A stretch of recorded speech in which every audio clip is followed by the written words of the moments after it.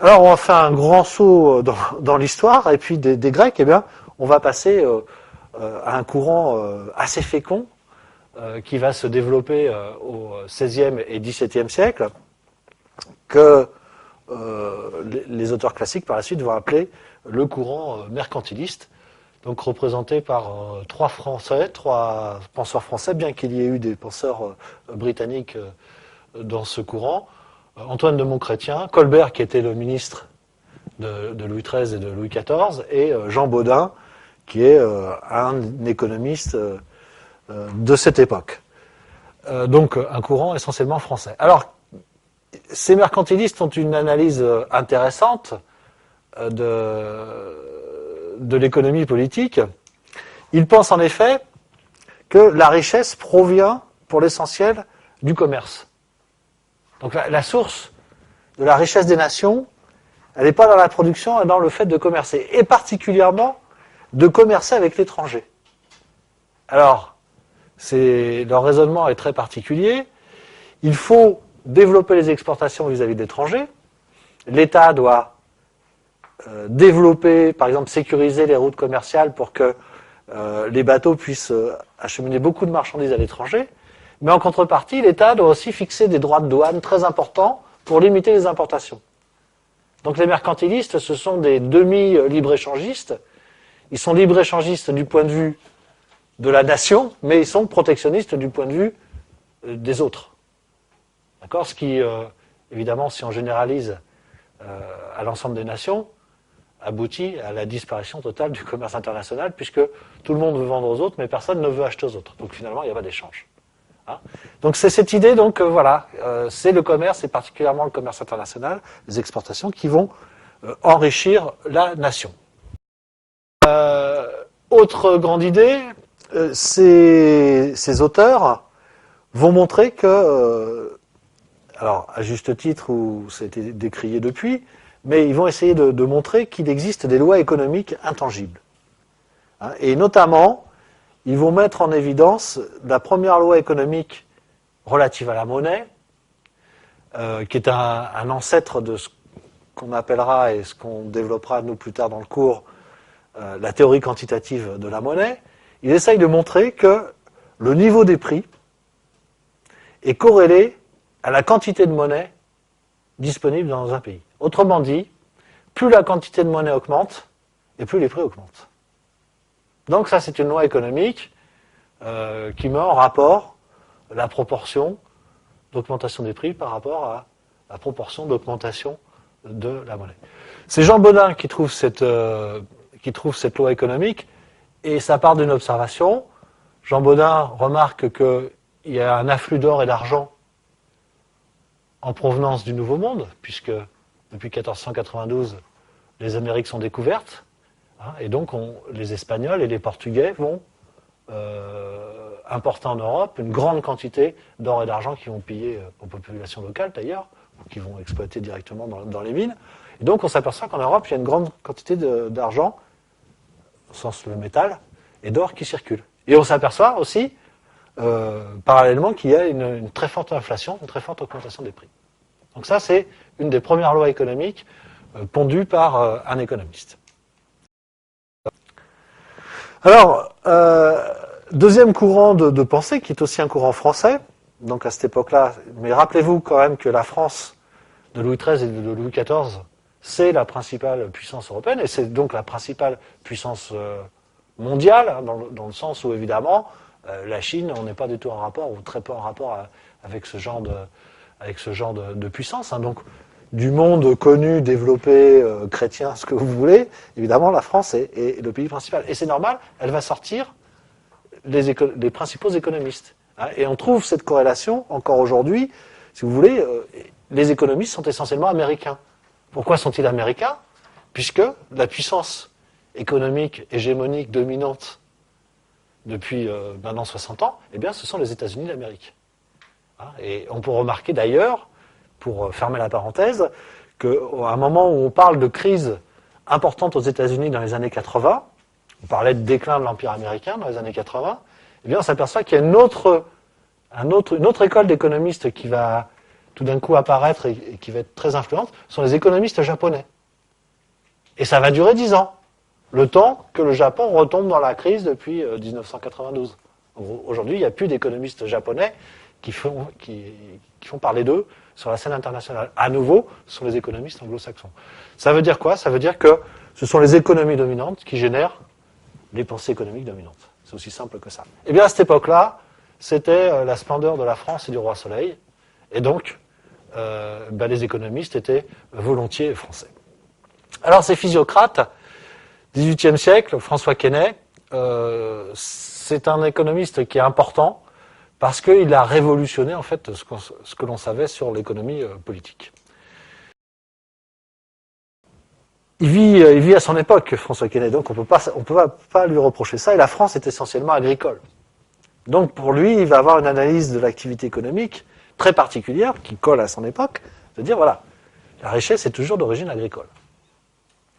C'est-à-dire que ce qui produit à chaque fois plus de richesse qu'il n'a coûté pour engager la culture, eh bien c'est ce domaine agricole. Hein, vous avez, avec un sac de grains de blé, évidemment, vous avez ensuite plusieurs tonnes de récolte de blé. Hein, donc cette multiplication, si vous voulez, entre l'intrant qui est la matière première et le produit fini, eh bien c'est quand même quelque chose d'assez particulier au domaine agricole. Donc il dit que la richesse est toujours d'origine agricole, et il va montrer que cette richesse, elle va permettre, donc l'agriculture produit un surplus, et ce surplus, c'est ce qui va permettre aux autres, aux artisans, aux commerçants et aux oisifs, aux aristocrates, de vivre. C'est parce que l'agriculture est producteur de richesse qu'on va pouvoir payer des outils, qu'il va pouvoir y avoir des commerçants, et qu'on va pouvoir assurer le train de vie festif de l'aristocratie. Donc, les autres, ce sont les improductifs. Il y a les agriculteurs, dans la vision de François Quesnay, et il y a les improductifs, et c'est la richesse qui provient de l'agriculture qui va circuler chez les improductifs, et qui va revenir à l'agriculture, puisque tous les improductifs mangent.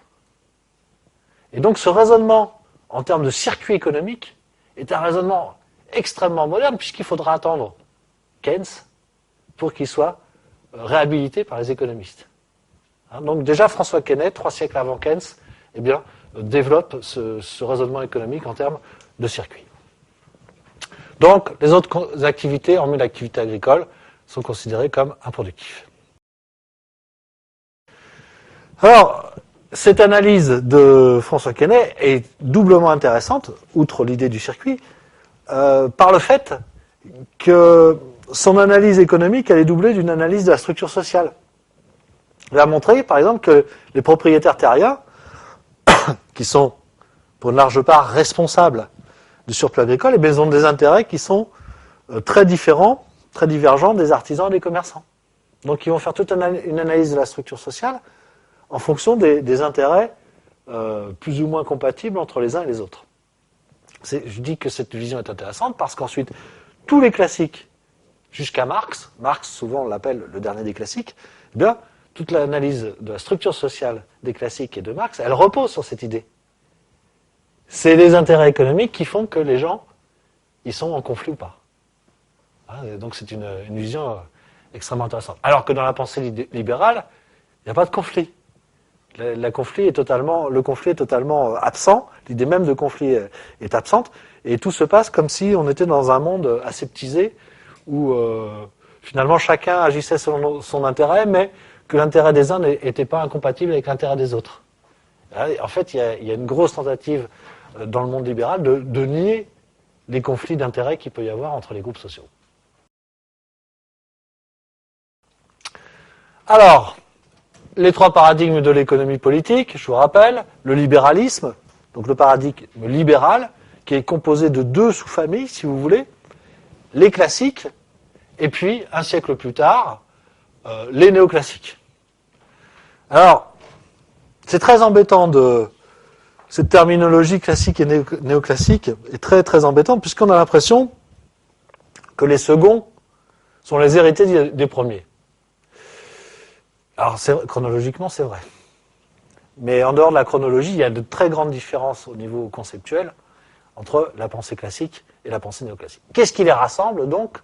C'est cette simple idée que de la liberté économique naît effectivement l'opulence et la richesse des nations.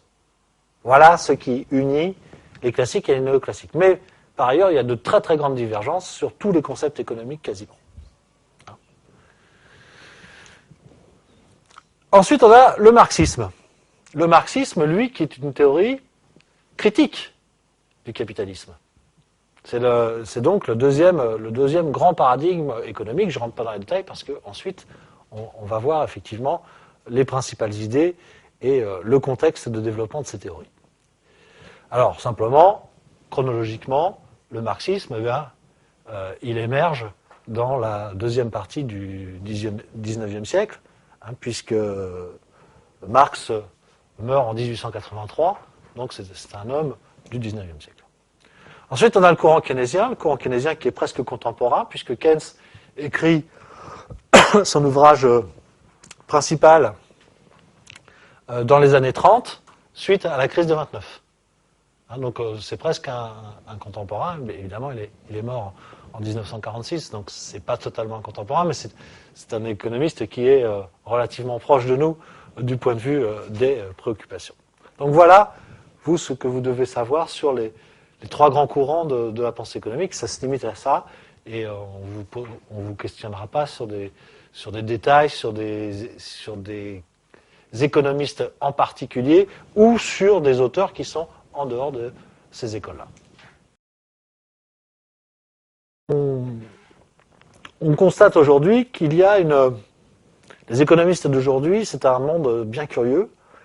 D'abord, les économistes n'ont plus la cote. Ça, c'est une chose certaine. Pourquoi les économistes n'ont plus la cote? Parce que les économistes ne savent plus expliquer et anticiper les réalités économiques. Ça veut dire que les économistes sont incapables de prévoir les crises économiques. Ça veut dire, beaucoup plus grave, qu'ils sont généralement dans l'incapacité d'en fournir une explication satisfaisante. Et troisièmement, c'est peut-être le plus grave, que les économistes ne donnent jamais de recettes pour que ça n'arrive plus jamais. Donc on peut parler d'un certain côté d'une faillite de la science économique à expliquer et à agir sur le monde économique. C'est pour ça que je vous dis que les économistes n'ont plus la cote. Et donc, ce qui s'est passé depuis maintenant une trentaine d'années, c'est l'apparition d'un certain nombre d'économistes que l'on appelle hétérodoxes. Hétérodoxes, c'est le contraire d'orthodoxe, c'est-à-dire que précisément, ils sortent des écoles. Ils sont plus classiques, ils sont plus keynésiens, ils sont plus marxistes. Ils sont tout ça à la fois. C'est-à-dire, c'est des gens qui vont se servir de concepts qu'ils vont trouver un peu dans tous les ensembles théoriques et qui vont construire une théorie appropriée en se servant des bonnes idées, pense-t-il, des uns et des autres. Et donc, on a aujourd'hui tout un tas d'économistes qui sont totalement inclassables. On ne peut même pas dire s'ils sont libéraux ou pas. Parce que c'est le produit de réflexions d'origine multiple. Et ça, c'est un signe à la fois de renouveau de la pensée économique, mais c'est aussi un signe de crise, en tous les cas, de crise de ces grandes églises que sont le libéralisme, le keynésianisme ou le marxisme. Bon, pour le marxisme, c'est clair, c'est évident que la disparition du mode communiste a été totalement fatale à la pensée marxiste.